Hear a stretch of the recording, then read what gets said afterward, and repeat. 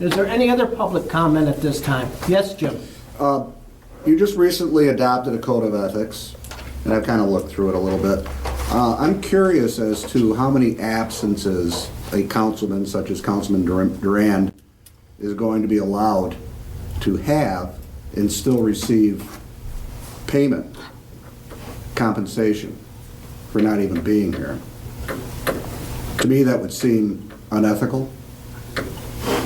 Well, we've talked to the Attorney General from New York State on this matter, and he says we're not the only board that has this problem.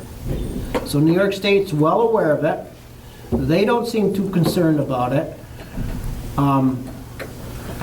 We've also talked to our attorney about it, and there isn't anything currently in our law, is there, Joe, that lets us deal with that There's problem? not anything in our law, there's not anything in the state law, there's not anything We have something on the books from, years ago. well, That's right, you're right. Trey Allison. Barr was here. Yeah. Trey was in charge. 35 years Nothing ago, I on- came here and Yeah, they told me before I your could miss time. one meeting. Well, that's the moral right thing to do.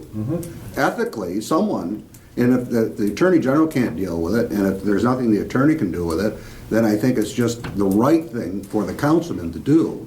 If he's going to take these breaks, these rather long breaks for 4 or 5 months, missing 40% of the meetings and still accept compensation, he as a person, as I expect anybody else, would not take compensation and or step down. It's just the right thing to do. It's just, you know, I can't help but sit here and look and see him not here. And I would say the same thing if it was anybody else. I could see missing 1 meeting, maybe 2. But a whole bunch in a row, 4, 5 in a row, it's just not right. Thank you.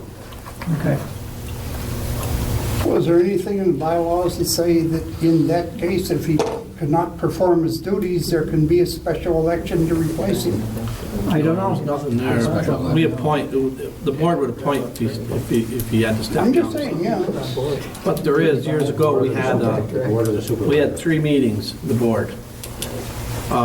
Years ago, we had, if you missed 3 meetings, you were off the board. That was years ago. So in other words, if it's, is it still in the books? But it's gotta be. It's well, on- we we'll never- have to research it, because it dates back prior to 1985, and I guess the issue is whether it was by resolution, local law, or what was it, so we'll have to find. It's not a local law. Huh? Not a local law?